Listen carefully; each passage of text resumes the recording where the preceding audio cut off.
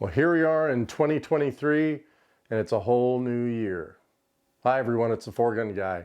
And in this video, I want to take a look back at 2022 and talk about all the stuff that I got and all the stuff I replaced, all the stuff that worked great, all the stuff that didn't.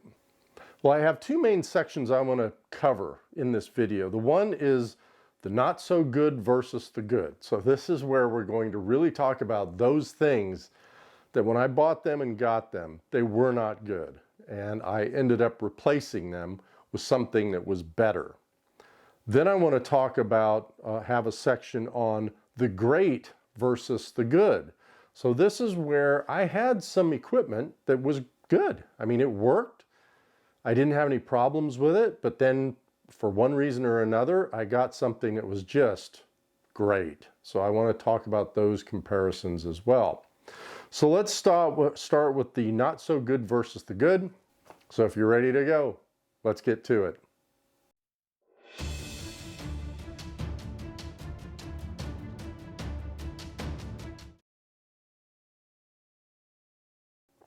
And I'm going to come right out of the gate with the Vudoo V22. Now, I just released a video on the CZ that I put together, and this is it right here. Just shot a match with this yesterday, and it worked great. The whole thing ran flawlessly. I made some stupid mistakes, but that's just the nature of the game. But this rifle worked great. So let's talk about what wasn't great about the Vudoo, and I do talk about this in this video. So I'm only going to try to spend 2 minutes at the most on each one of these topics. Remember with the Vudoo, I had loading issues. It never seemed to work. I tried all the tricks in the book to stabilize the magazine in that 700 short action footprint chassis. It just didn't seem to work. And I just lost confidence in that rifle. This CZ is shooting lights out, and we're going to get to another section in the great versus good, where we talk about these two silver things sticking out in front of both these rifles. So that's a whole nother section. But let me just say that the Vudoo gave me issues. And remember with the Vudoo, it had a bad firing pin in it, which we didn't find out about until we sent it off to the testing center, and the testing center found the firing pin. I never received anything from Vudoo, no notification, no sorry you had an issue, no nothing. So that was another part of the reason where I just kind of started to back off of Vudoo. Again, Vudoo versus the CZ. I think a lot of the Vudoo's issues were in the chassis itself, the MDT ACC chassis I was trying to, make it work in. But at the end of the day, when you put out a product and you say, this works with 700 footprint chassis, and it doesn't, that's not on me or the chassis, that's on you. If you want to put out a statement that says, it works great in these 4 chassis, it works okay in these, but you may have some issues and it doesn't work in these, then I think that's what you need to put out. But anyway, so that was the Vudoo versus the CZ. Love the CZ, I'm sticking with it. And so let's go to the next comparison. Well, the next one, the not so good versus the good. The not so good was the bench source annealing machine. And if you remember that video, I did a video on that. And I started to talk about all the issues that I had. I had to go to Home Depot and get washers and lock washers and all that stuff to make those torches stay in place, get them all set up with the brass. It was, to me, that whole machine was a disaster. It was a poorly designed machine. It was built like a tank, but it was a poorly designed tank. So I did spend the money, and I went up to the amp annealer, and I did a video on that. And that thing just is, it's the simplest annealing machine you'll ever buy. Now, it's a lot of money. And as I said with that one, if you were going to stick with a flame annealer, I would go with the Annealers all day long. It's a great, simple annealer, and it just works fine. If you do want to step up that part of your reloading, I would go with the amp. So again, the amp replaced the poorly designed bench source annealer, and that was just the move I made for annealing, and glad I did. This next one I did a video on where I compared bipods. So if you watch that video, you'll remember that it was the Accu-Tac that I chose, and you can see that I'm still running Accu-Tacs on both these rifles. These are both my competition rifles. Love these things. I've turned a lot of people on to them, and they seem to love them as well. This really replaced my Atlas bipod on both rifles. This replaced that. But in that comparison, if you remember, I did buy a Ckye pod from MDT. And again, this is another product that was just, to me, way over-engineered. It was kind of clunky. It was loose. It just didn't seem built strong to me. And for upwards of $1,000 now for their top-end bipod, it was not worth it. So I stuck with the Accu-Tac. Now it's interesting to note in this section that MDT has come out with a lower priced version of the Ckye pod, and I don't know anything about it. I probably wouldn't mind doing a review on it, but I'm not going to spend the money on it, to be honest with you, to do that review. And the Accu-Tac has really served me well. Very quick to deploy, very quick to manipulate, and it's just, again, this thing is built like a tank. So again, the Accu-Tac over the Ckye pod. Great decision. Next on the list, something I really had high hopes for, and that was the Vortex Razor Gen 3. So you'll see that I did a review on that. The review was not super favorable, and there were just a lot of things wrong with that scope. The turrets, for one, when you first got it, and everyone had to send it back into Vortex for them to fix the turrets, something that they should have done before they even shipped these things out. I thought the glass was really good, but it was hard for me to stay behind that scope. I had an issue with the eye relief on it. And yeah, there were just some things with that scope that I was just tired of. And honestly, mini rant here, I'm just tired of getting things that you're charging me thousands of dollars for, and you haven't figured out the engineering on them yet, or taken the time to figure out the engineering and release a product that is inferior to what you're purporting it to be.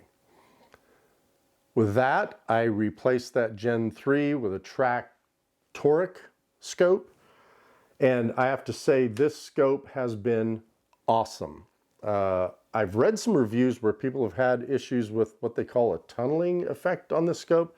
I have not seen that. Now again, it could be my eyes versus their eyes, and I think a lot of that is subjective with these scopes.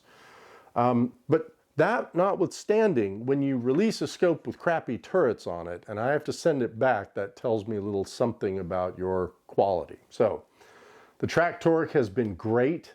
It's mounted on my CZ 457-22, and it's just been fantastic. So again, I went from something that was really supposed to be great to something that was better than that, in my opinion. This is shot glass in this thing. It's very crisp. It's very clear glass. And this scope costs almost half as much as the Razor Gen 3. So I did a review on this one as well. But again, that's the comparison. Went from the Gen 3 to the TRACT Toric. Very happy that I did. I do still run the ZC on my centerfire rifle because I'm focused more on centerfire this year than 22. But if you just wanted a scope to mount on your 22, this TRACT Toric was awesome. Great decision. Okay, well, this next one just Like the hits just keep on coming. So if you recall, I did a video review on the TriggerCam. Love this thing, I really do. But here's the thing. There's really nothing else to compare this with. Remember, I tried a TACT and it was DOA on arrival, and I just never went back to them because I was like, look, if you're sending me a dead product, you obviously have QA issues. Well, so do these guys, because I never could really get the mobile to sync up with the one I had. And if you can't get the mobile to sync up with this, then you're dead in the water from a focus perspective, because you need the mobile to make sure that this is actually in focus. That and the fact that within a year of having this thing, the battery would not hold a charge any longer. I sent them a pretty scathing email and said, look, this thing doesn't work. Guy was very nice. He replied and said, I've got one en route to you tomorrow through DHL out of South Africa. And hey, it was here in 2 days. I really appreciate that. Kudos to you, TriggerCam, for making it right. I got the new unit. This is it. Turned it on, looked at my cell phone, my mobile phone, syncs up. I can see it. In fact, I've already focused it. Fantastic. Everything works great. It fits on my TRACT. Here's the rub. Just don't get it. This is a 10 millimeter screw. I can't use any of their sleeves on my Ckye because the Ckye is so big. Now, granted, it's a scope, it's a different scope, and it's bigger than they probably thought. But here's the thing. I can get it over my Ckye if I really open it up, and there it is, it's on. You want to know what the problem is? The problem is the little bitty short screw they gave me now won't engage the threads for me to tighten this up. I had to fix your product, so I had to go to Home Depot and buy 16 and or 14 millimeter long screws to fix your product on my scope. Why wouldn't you just, and I'm going to email them and I'm going to politely say, do me a favor, put 14 millimeter screws in your bag, in your thing here, because it doesn't matter if they stick out a little bit, and it will fit on the larger scopes. Now what's interesting is on that old model, it worked on my Ckye. So I don't know if they've decided to shave 5 cents off their costs by giving me a shorter screw, or they changed their machining, or what.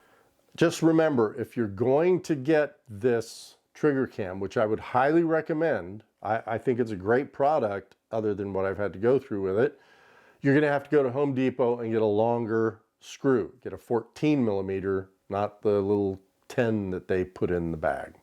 So that's it on the TriggerCam. Let's move on.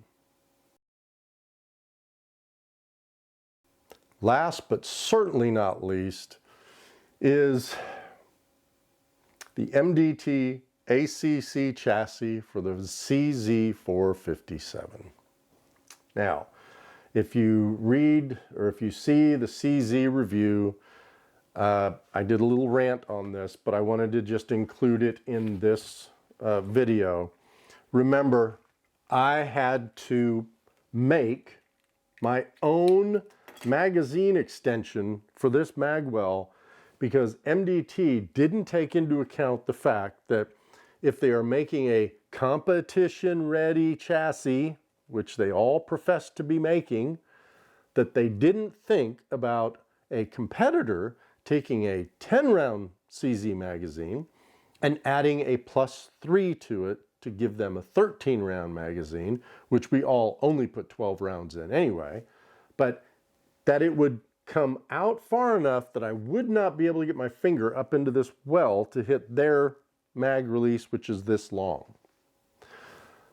This to me is one of the worst designs they've come out with. They flared the well, which is awesome, so it comes into the mag well of the CZ, but again, they didn't take into any consideration competition shooters, which is what they seem to be making their product for, or at least this product for. So MDT, as I said in Facebook, I've said it online, I said it in my CZ, shame on you. You need to do some design work on this, and if this is even worth doing for you. You may not sell that many of these, so it won't matter, but that's the big rant on that. Please companies, I know you're not looking at this, and I'm a nobody to you, but hopefully there's going to be some, you know, upper class shooters that come back to you with this feedback when you're giving them your stuff for free to shoot with. I would think someone would, to help you engineer a better product for us shooters. All right, so let's get into the great versus good categories. And I'm going to start this one off with barrels. So if you'll notice on both these rifles, these are stainless steel, straight taper, 125 barrels. This one is a Bartline, I believe. Yeah, this one's a Bartline. This one's a Krieger. These things have made all the difference in the world to me from an accuracy perspective. And they were done by a gentleman who locally here in South Texas, we all know, we all shoot with him. His name is Larry Deese. And Larry is a seasoned shooter. I know he's done a lot of bench rest shooting. And he just spins these barrels up that are unbelievable. He was able to take this one off my Vudoo, took about a ½ inch off it, chambered it, and made it fit on the CZ. And I can tell you this thing just shoots lights out. The groups this thing is giving, I'll put some up here on a deal, is unbelievable. The groups this 6mm BRA is shooting, again, are really, really great groups. So I'm going to say that the barrels that I had on these, remember when I had the Vudoo, I was using their Ckye barrel, and it was a good barrel. So that's why this section is great versus good. The Ckye was a good barrel. It shot pretty well. The first barrel I got on this one was a Bartline that came with the Impact Precision Action, and it was a good barrel. So you could get away with those barrels. But if you can find someone like Larry who can really do some really good work on these things, it takes your accuracy from a pure technical accuracy standpoint, not with me behind the rifle, but if this was just in a block of concrete, I think it takes that accuracy to a whole nother level. So that is the barrel section of this video from that we went to great from good. Next one, my Revic rangefinder. So this is the Revic BR4, I think it is. And I went up from the Sig Sauer Kilo 5. Again, Sig Sauer Kilo 5, it was a good rangefinder. It had issues with real small targets out to say 200 yards. But for center fire, it was a good rangefinder. It reached out there to 800 yards, 900 yards if the targets were a decent size. This thing, this Revic though, is at a next level. It really is.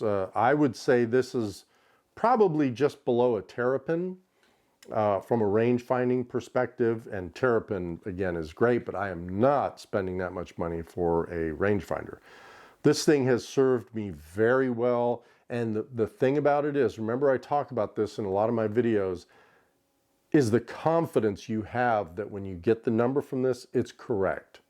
So again, just another thing that I had something that was good, I don't even know why I went to this. I think it was because on those real small targets, that Sig Sauer was just getting a little dicey on giving me back right ranges. And when I was comparing it to other guys, some of which who did have terrapins, and I think one had this Revic, I realized that for those really small targets, I needed something just a little better. But again, if you're just getting into this sport and you want something to start off with, I think that the Sig Sauer Kilo 5 is great. Just the Revic was that much better. Let's move on to triggers now. So the good triggers were the original trigger that came with the CZ457. I was really impressed with that trigger, and even though I could only get it down to about 3.5 pounds, the review I did on this rifle, those shots on targets that I was doing with those groups that I had were with that 3.5 pound CZ trigger. It was a good trigger. I upgraded to the Timney CZ trigger, and I do have to say, I love this trigger. Very nice, very light on the take up, no over travel. I can set it lower. I've got this at about 10 ounces, which is what I like for this 22. And this trigger is very good. So I think you go from a good trigger, CZ trigger, to a very good Timney trigger. Again, if you're just getting into the sport and you decide to go with a CZ, I think that trigger is going to serve you well for your first year of competition. Just dial it down to that 3.5, or some have said they can get it down to 3 with like a Yo Dave spring in it or whatever, and even less than that. So you might try that and see how that goes. From a centerfire perspective, I did move away from TriggerTech, which I loved their triggers. I loved their triggers, but I know there were some issues, and I actually encountered it when I was practicing where the trigger just stopped working. And then I fidgeted with it for a little bit, and then it started working again, and that made me nervous. So I did go to the Bixn Andy, which I have absolutely loved this trigger. And I did a video on this one, I believe. But this is another thing of, I went from good to, in my opinion, very good, from both the CZ trigger to the Timney and the TriggerTech trigger to the Bixn Andy trigger.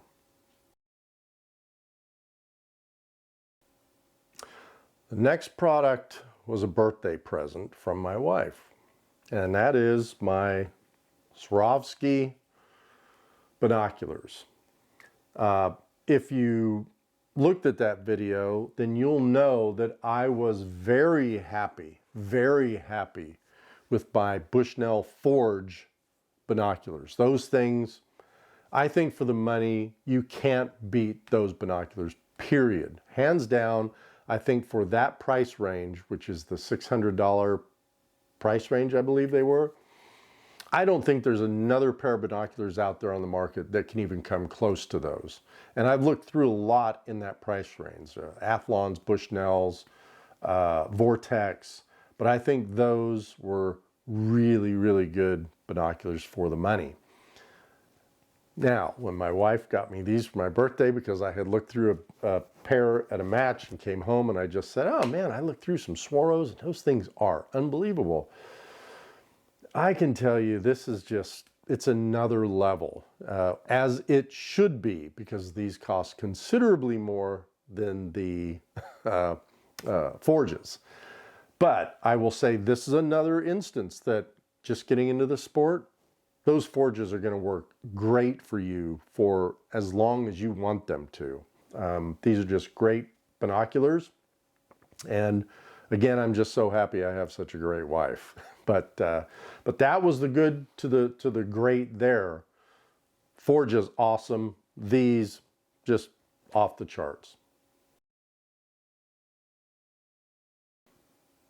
Well, hey, thanks for watching again, guys. I hope this was beneficial some way to you if you're looking at some of these products, or even if you're not, if you're doing some research on something you're looking to get. start thinking about what I just went through with all this stuff and formulating some decisions and questions. Maybe you want to contact that manufacturer and ask them a question. Ask them the right question. Will your thing fit on a Ckye? Will your TriggerCam fit on a Ckye? The answer is no, unless you go to Home Depot and get an extended screw. And I'm going to reach out to some of these companies and talk to them about this as well. Have some other videos coming up, practice videos, some other videos where we're going to start getting into the benefits of is the juice worth the squeeze of paying more for certain types of equipment, right? That short action customs die was a great example of that. I'm not sure it is, but again, I think a lot of that also depends on the level that you intend to shoot at.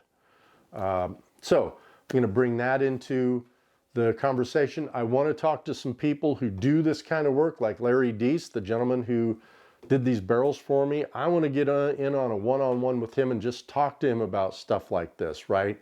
Are we going overboard with spending so much money on this stuff when some simpler pieces of equipment could suffice for what we want to accomplish? So, with all that said, can't wait for this year. 2023, I think, is going to be a good year for all of us. And I hope to see some of you out there on the range at a match. Until next time, guys, shoot straight.